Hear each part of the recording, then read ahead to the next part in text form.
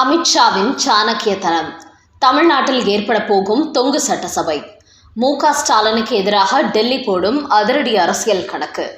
உருவாகும் புதிய கூட்டணியால் பரபரப்பு. வணக்கம் நண்பர்களே. தமிழக முதலமைச்சர் மு.க. ஸ்டாலின் இதுவரை இல்லாத அளவுக்கு ஒரு நபர் ஒன்னா ஆட்சியை தான் நடத்தி வருவதாக மேடைகளில் பெருமை பேசிக் கொண்டு வருகிறார். ஆனால் தமிழ்நாட்டு மக்களிடையே திமுக ஆட்சிக்கு மிகப்பெரிய அதிருப்தி எழுந்திருக்கிறது. அதனால்தான் மேலும் திமுக கூட்டணியை விரிவுபடுத்த வேண்டும் என்கிற முயற்சியில் மு.க. ஸ்டாலின் ஈடுபட்டு வருகிறார். அதற்காகவே டாக்டர் ராமதாஸ், பிரேமலதா விஜயகாந்த் போன்றவர்களை கூட்டணிக்குள் இழுத்து வருகிறார். இந்த நேரத்தில் அதிமுக பாஜகவின் கூட்டணி மற்றும் நடிகர் விஜயின் அரசியல் பிரவேசம் போன்றவை திமுகவை தடுமாற வைத்திருக்கிறது.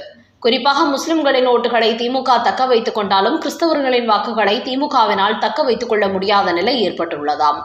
குறிப்பாக விஜய் அரசியல் கட்சி தொடங்கியதிலிருந்தே தமிழ்நாட்டில் கிறிஸ்தவர்கள் வாழும் பெரும்பான்மையான ஊர்களில் விஜயின் கட்சி கொடி பறக்க தொடங்கி இருக்கிறதாம். இதனால் தங்களது சிறுபான்மை வாக்குகளில் 50% காலியாகிவிடும் என்று திமுக பதற தொடங்கி இருக்கிறது. அதே சமயம் அதிமுக பாஜக கூட்டணிக்கு விஜய் சென்றால் அதை வைத்து கிறிஸ்தவ முஸ்லிம்களின் ஓட்டுகளை முழுமையாக தங்கள் பக்கம் திருப்பிவிடலாம் என்று திமுக கணக்கு போட்டாலும் அதற்கு எதிராக தற்போது மத்திய அமைச்சர் அமித்ஷா ஒரு அதிரடி கணக்கு போட்டு வருவதாக ஒரு அதிரடி தகவல் வெளியாகி இருக்கிறது. அது என்னவென்றால், தமிழ்நாட்டில் இந்துக்கள் மத்தியில் திமுகவுக்கு மிகப்பெரிய அதிருப்தி இருந்திருக்கிறது என்பதனால் அதிமுக பாஜக தலைமையில் கூட்டணி அமைத்து ஒட்டுமொத்த இந்துக்களின் வாக்குகளையும் தங்கள் பக்கம் திருப்பிவிட வேண்டும் என்று திட்டமிட்டு வரும் அமித்ஷா, கிறிஸ்தவர்கள் முஸ்லிம்களின் ஓட்டுகளை திமுகவுக்கு செல்ல விடாமல் தடுக்கும் இன்னொரு முயற்சிகளையும் தற்போது ஈடுபட்டுள்ளார். அது என்னவென்றால், விஜயின் அரசியல் குறித்து நடத்தப்பட்ட சர்வேயில் அவர் நேரடியாக பாஜக கூட்டணிக்கு வந்தால் ஒட்டுமொத்த சிறுபான்மை வாக்குகளும் திமுகவிற்கு போய்விடும் என்பது தெரிய வந்துள்ளது. அது அவர்களுக்கு சாதகமான சூழ்நிலையை உருவாக்கும். அதனால் திமுகவுக்கு செல்லும் சிறுபான்மையினர் வாக்குகளை தடுக்க வேண்டும் என்றால் திமுகவுக்கு எதிராக அதிமுக பாஜக தலைமையில் ஒரு கூட்டணி அமைவது போன்று விஜய் தலைமையிலும் ஒரு மெகா கூட்டணி உருவாக வேண்டும். 3 மெகா கூட்டணி கட்சிகள் எதிரும் புதிருமாக மோதிக்கொள்ளும் போது திமுக காலியாகிவிடும். அதிமுக பாஜக கூட்டணி ஆட்சியை பிடிக்கவில்லை என்றாலும் திமுகவினால் ஆட்சியை பிடிக்க முடியாமல் தமிழ்நாட்டில் தொங்கு சட்டசபை ஏற்பட்டுவிடும் என்று அமித்ஷா ஒரு கணக்கு போட்டுள்ளாராம். அதன்படி தமிழக பாஜகவின் முன்னாள் தலைவர் அண்ணாமலையை ஒரு புதிய கட்சி தொடங்க வைத்து அந்த கட்சியுடன் விஜய், டிடிவி தினகரன், OPS, செங்கோட்டையன் உள்ளடக்கிய ஒரு கூட்டணியாக களமிறக்க திட்டமிடப்பட்டுள்ளதாம். இதற்கான முயற்சியில் தற்போது அமித்ஷா தீவிரமடைந்துள்ளாராம். குறிப்பாக இப்படி ஒரு கூட்டணி அமைந்தால் திமுகவின் கூட்டணியில் இருக்கும் சில கட்சிகளை கூட அண்ணாமலை, விஜய் தலைமையில் செயல்படும் கூட்டணிக்கு இழுத்துவிடலாம் என்றும் டெல்லி ஒரு கணக்கு போட்டுள்ளதாம். அந்த வகையில் திமுகவுக்கு செல்லும் ஒட்டுமொத்த சிறுபான்மையினர் ஓட்டுகளையும் இந்த முறை பிரித்தே ஆக வேண்டும் என்கிற திட்டத்துடன் இப்படி ஒரு புதிய கூட்டணியை உருவாக்கும் முயற்சியில் அமித்ஷா ஈடுபட்டுள்ளாராம். அப்படி கூட்டணி அமைத்து திமுகவின் வெற்றியை தடுத்து நிறுத்திவிட்டு அதிமுக பாஜக கூட்டணியுடன் அண்ணாமலை, விஜயின் புதிய கூட்டணியுடன் இணைந்து தாங்கள் கூட்டணி ஆட்சி அமைப்பதற்கு திட்டமிட்டுள்ளாராம் அமித்ஷா. இப்படி ஒரு புதிய கூட்டணியை உருவாக்கி தேர்தலுக்கு பிறகு ஆட்சி அமைப்பதற்கு அவர்களை கூட்டணிக்குள் கொண்டு வந்தால் எடப்பாடி பழனிசாமியும் அதற்கு எதிர்ப்பு தெரிவிக்க முடியாது. வேறு வழியில்லாமல் அவர்களை ஏற்றுக்கொண்டுதான் ஆக வேண்டும் என்பதனால் இந்த புதிய திட்டத்தை அமித்ஷா தற்போது கையில் எடுத்திருப்பதாக பாஜக வட்டார தகவல் தெரிவிக்கிறது. அதனால் 2026 சட்டமன்ற தேர்தலில் எப்படியாவது திமுக கூட்டணியை வீழ்த்திவிட வேண்டும் என்பதற்காக தற்போது பாஜக பல புதிய திட்டங்களில் இறங்கியிருப்பது தெரிய வந்துள்ளது. இதுபோன்ற புதிய சிக்கலை தங்களுக்கு ஏற்படுத்துவதால் தான் மேலும் கட்சிகளை திமுக கூட்டணிக்கு இழுப்பதோடு தங்களுக்கான போலி வாக்காளர் பட்டியலை தேர்தல் ஆணையம் நீக்கிவிட்டால் அதுவும் தங்களுக்கு மிகப்பெரிய பின்னடைவை ஏற்படுத்தும் என்பதனால்தான் SIR திட்டத்திற்கு எதிராக திமுக தீவிரமாக களமிறங்கி இருப்பதாக திமுக வட்டாரங்களில் பரபரப்பு தகவல்கள் வெளியாகி உள்ளன. அடுத்த செய்தி. சுப்ரீம் கோர்ட்டுக்கு ஓடும் திமுக. 12 மாநிலங்களில் SIR.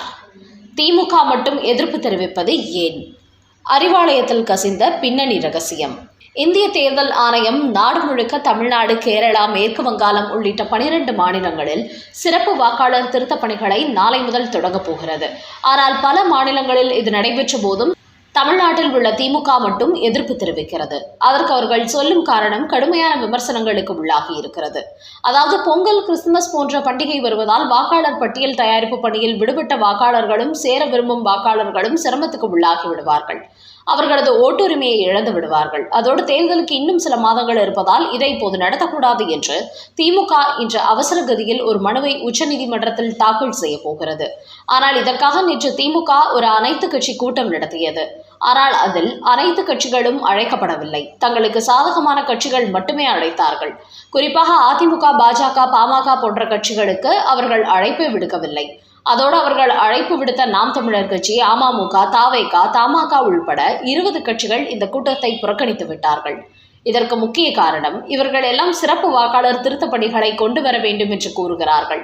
அந்த அளவுக்கு திமுக தமிழ்நாடு முழுக்க ஒவ்வொரு தொகுதிகளிலும் போலி வாக்காளர்களை உருவாக்கி வைத்திருக்கிறார்கள் என்பது அனைவருக்கும் தெரிந்துள்ளது. அதன் காரணமாகவே தங்களுக்கு சாதகமாக பேசும் கட்சிகளை மட்டும் இந்த கூட்டத்திற்குள் திமுக அழைத்துள்ளது.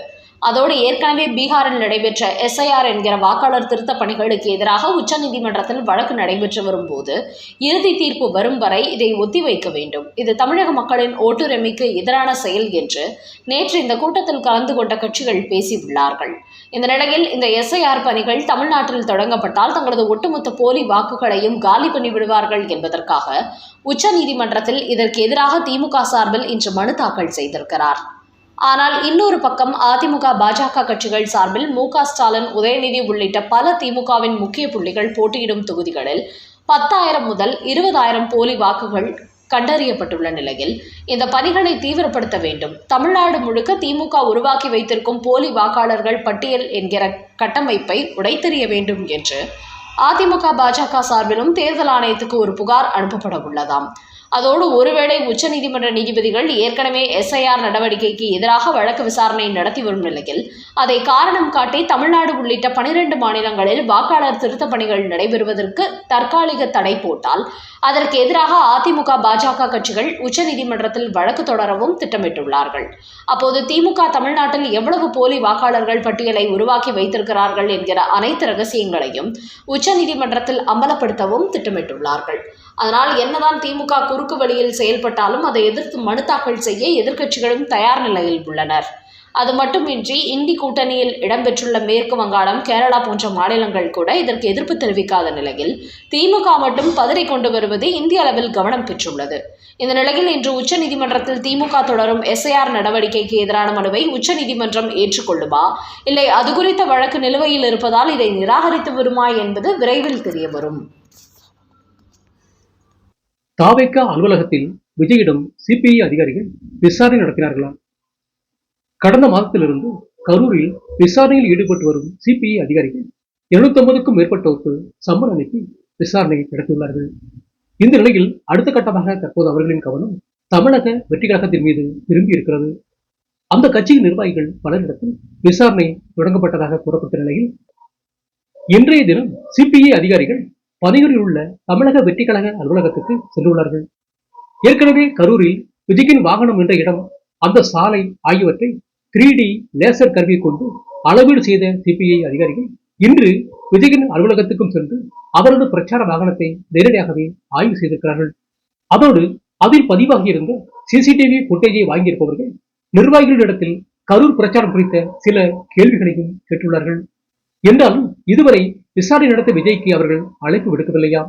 அந்த வகையில் இன்று விஜயின் அலுவலகத்துக்கு சென்ற CPI அதிகாரிகள் விஜயை சந்திக்கவும் இல்லை, அவரிடத்தில் விசாரணை நடத்தவும் இல்லை என்பது தெரிய வந்திருக்கிறது.